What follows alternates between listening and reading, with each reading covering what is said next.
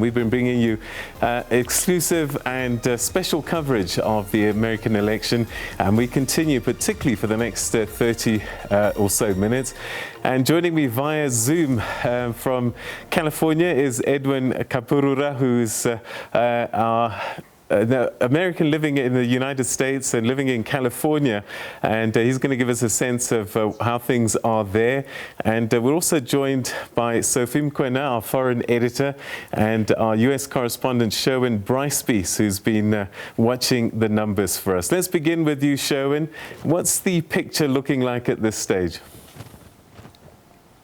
It's looking like a good night for President Trump, certainly in terms of the Southern Belt states, neck and neck still in places like Texas, but Florida is looking good for the president. He has eked out about a 300,000 plus lead against Joe Biden in that critical sunshine state of Florida. So that's a key moment for the president in terms of the trajectory of this race. He seems to be leading now in Georgia, although still too early to call that race.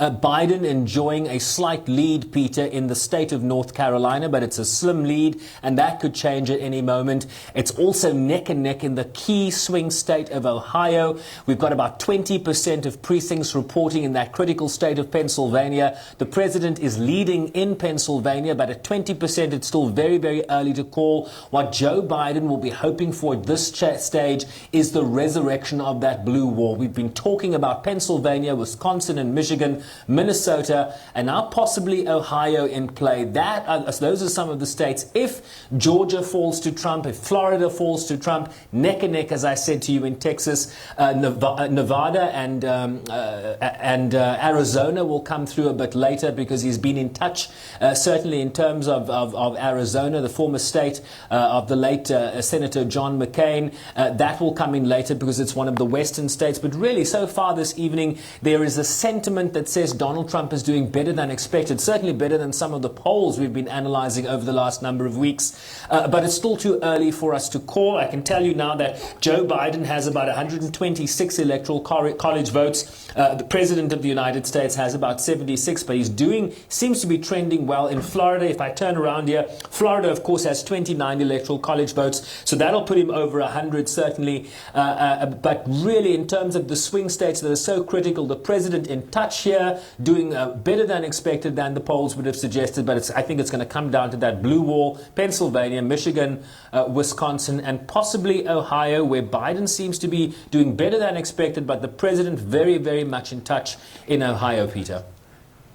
All right, Sherwin, we're going to stay with you because you've hold the keys to 270 and keep watching the numbers for us. But right now, let's catch up with our foreign editor, Sophie Mokoena, who's giving us a sense of what she's been seeing playing out during the course of this evening. And of course, Africa, a continent that's watching the politics in the US.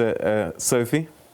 Well, of course, definitely in the morning we'll get a sense of what Africa is saying, but as Sherwin Bryce-Pease has indicated, it looks like Donald Trump is holding on in terms of his stronghold, and of course Joe Biden trying very hard to close the gap, and like Sherwin has indicated, it's still very, very, very early. All right, let's go to California. 55 electoral college votes up for grabs in that state, and traditionally it's a blue state. Let's catch up with Edwin Kaparuru, who's on the ground there, and he's a resident of California. Edwin, what's the mood like in California tonight? Well, as far as California, I mean, that's typically a safe state, so we're not really concerned about that. It's a very heavily Democratic state, along with Oregon and Washington on the Pacific coast. What we're looking at right now basically are these 5 or 6 swing states, because most states are predominantly blue or red, but these swing states is where Biden needs to pick up votes in the cosmopolitan areas in the city, because most of the rural communities in those states are heavily for Trump. So if he's able to get a heavy turnout in the cities to counter the majority of counties that are red, he may actually be able to flip a red state blue. But right now, like you were saying, it's way too close to call. But Biden does need to flip a red state blue. And right now we're looking at North Carolina. That's his best chance, I believe, to turn this race in his favor. And he's leading in North Carolina, but he's barely leading. And they still have, I think, 20% more votes to come in. What are ordinary folks saying? California, we know, is blue, but I know you've got friends across the United States. What are they saying are their concerns and their issues and what they're actually voting for? Oh, my goodness. The thing is that abortion is a big thing. The Supreme Court, right now, Trump has just appointed a judge to the Supreme Court that makes it a majority conservative court. And if Biden loses, that means he could very well pick someone else. Judges are very important because they determine certain legalities among states. So they're hoping that Biden wins so that he can expand the court from 9 seats to 15, because there's no constitutional rule that says you cannot expand the courts. You just have to do it through the Congress. And so the courts, how they will look is a very big thing.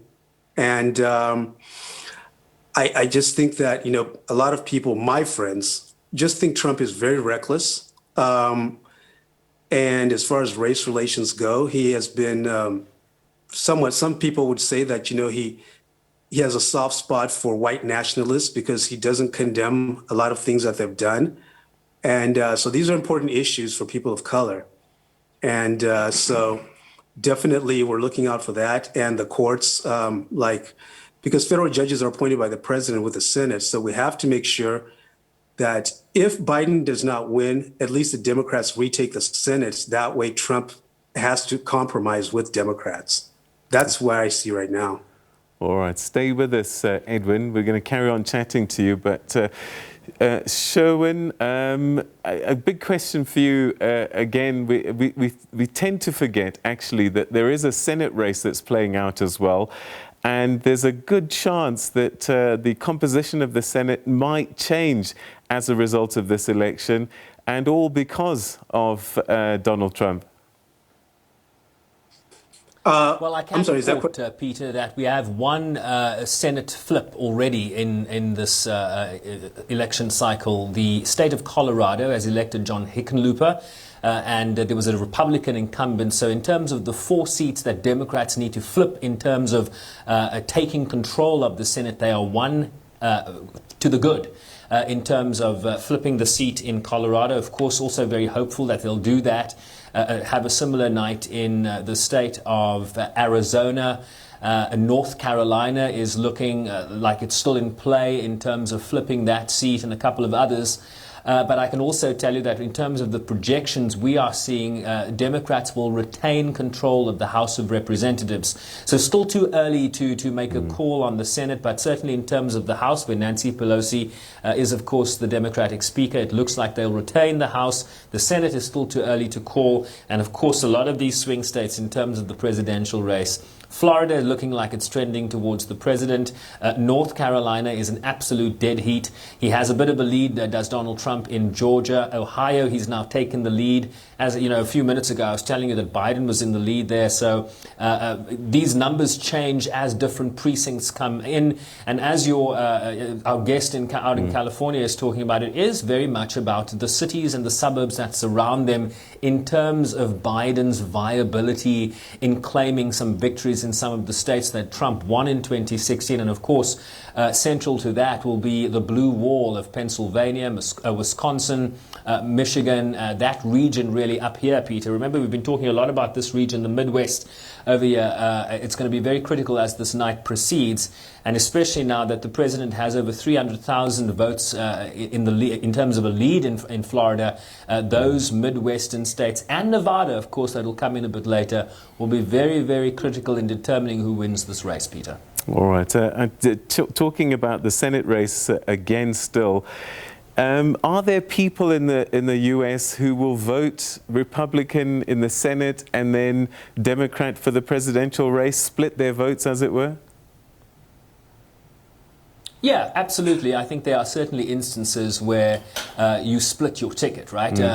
In most cases, if you vote for a Democratic president, you vote down ticket in terms of Democratic races as well. But there are some states that will split their votes in terms of who they prefer as president and who they want to send to the House and to the Senate. But for the majority of Americans, I think the down ballot races will emulate the top of the ticket, and I think that's true for the Republicans and for Democrats in this election cycle, Peter. All right. Edwin, let me come back to you. One of the things that Donald Trump has been preaching is make America great again. How has America changed for you personally over the decades that you've been there? I think, well, just insofar as Trump is concerned, I think that he has emboldened people who feel he's emboldened white people that feel that they're being disenfranchised by blacks, by women, by gays, by foreigners. And it's that dog whistle that they keep talking about. Now, a lot of these people are usually in the closet. They don't show their bigotry. And I think with Trump, it's been emboldened. And these are changes that, I mean, it's not blatant, but you do see it. Just on one thing, Peter, if I can just digress, I was going to say that the blue wall that was talked about, there is another state to keep an eye on, which is a red state, Arizona. Arizona is trending towards Joe Biden right now. And if he can take Arizona, he does have a good striking chance of winning it all. But anyways, I digress. Yeah. All right. You're going to be with us for a few more minutes, but Sherwin, I know that you're going to be leaving us shortly. And I wonder if you can just take us through one more time what the possibilities are in terms of that magical 270 for Trump and for Biden, because it looks as if Biden perhaps has a few more options than Donald Trump. That's exactly right, Peter. He's still, as much as we're sort of saying that Donald Trump is, beating expectations, certainly in terms of, what might have happened and the scenario if Biden were to be leading by the 300,000 votes that the president is leading with in Florida, this could have been a different conversation. But Biden does have more options in this race, right? There's the blue wall, and there's also the state of Arizona that, of course, has not voted for a Democrat since the 90s. Joe Biden currently has a 54 to 44% lead in the state of Arizona. This is critical, so it's not game over yet, with 72% of precincts reporting in that state. So the question really is about, I'm going to put down my papers and explain to you the Electoral College and what needs to happen in terms of 270. You have your blue states, you have your red states, traditionals that go a certain way and the traditionals that go the Democratic way. And if you look at the map, Peter, you can see that there are certain blue states that New York, Virginia, for example, New Hampshire, Vermont, that those states are going to go for the Democratic nominee. And so too, it's true of this kind of the middle area over here that I'm pointing to, the red states. That those are going to go for the Republican nominee, and that has held true tonight. What has been critical here is the swing states. Are all those swing states? So your Floridas and your Georgias and your North Carolina, that is what gets you over 270. And because the states that traditionally go Republican only get you over about 100 electoral college votes, the gap to 270 is much larger for the Republican nominee than it is for the Democratic nominee, based on the states that are bankable in terms of the historic way they vote. And so Biden, as I've been saying, still has the built-in advantage. Of course, he's not doing very well in Florida right now. He seems to be lagging or in touch in North Carolina, a bit of a lag in Georgia. The president has now taken a lead in Ohio, but Pennsylvania still has to come in. Michigan has to come in. Wisconsin has to come in. And Minnesota is likely to go blue. Iowa is interesting. The vice president, the former vice president, was in touch there. But as your guest correctly points out, Arizona, with its 11 electoral college votes, very early days there, the former vice president with the lead, and that really could be determinative here in terms of who gets to 270. But it's a very close race. Let's put it that way. We can't call this yet, and we're a long day into this day already, Peter. The president is outperforming the polls, certainly in those southern states that had Biden leading, even in Florida. We saw a poll a few hours, a few days just before this election, giving him an average of between 3 and 6 points in Florida. That certainly is not borne out by the numbers we are seeing. So sentiment really favoring the president here, but it's still too early for us to call this race, Peter. All right, Sherwin, I know you've got a long night ahead of you, so we're going to let you go for the time being. Edwin, perhaps we can start wrapping up with you. And I'm just wondering, as you cast your vote today, I think you pre-voted, but was it more about hope that Joe Biden can bring something new to America, or was it that you had to stop the destruction that some people perceive Donald Trump has caused? Especially here in California, because California is known as the resistance state.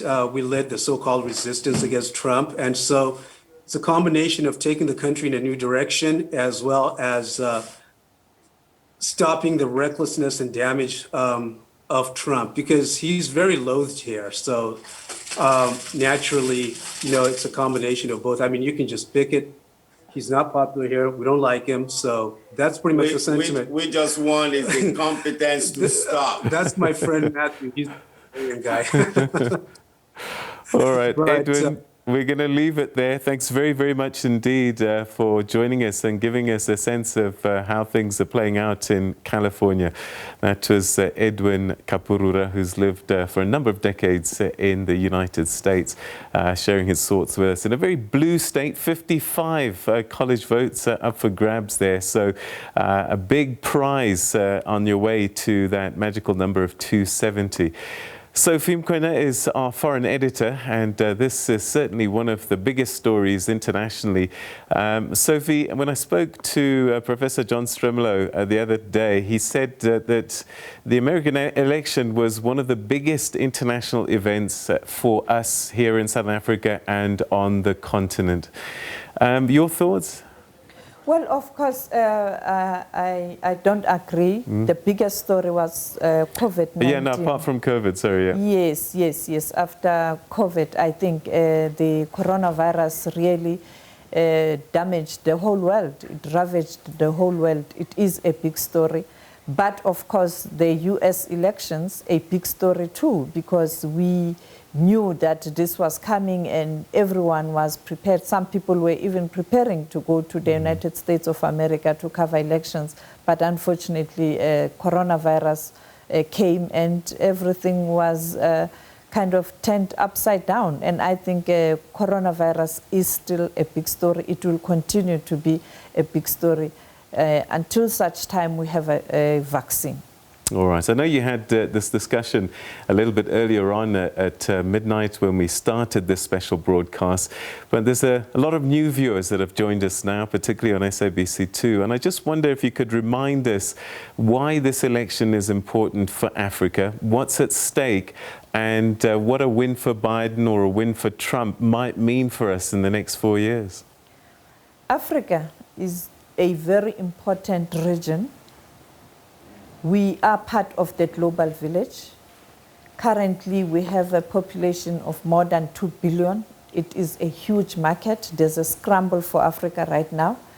And therefore, Africa is also looking at countries that can partner with Africa to ensure that there's development on the continent. The United States of America belongs to those countries that are doing business with Africa.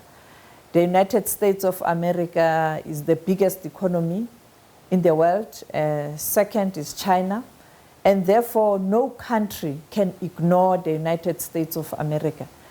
People may have issues with the incumbent or the President of the United States of America in terms of the direction the country took after he became the head of state there. But the reality is, United States of America will continue to be a very important country, and it is for that reason many leaders on the continent, I guess right now they are getting briefings from their own diplomats in the United States of America in terms of what's happening, and people are beginning to plan for the future in terms of the outcome.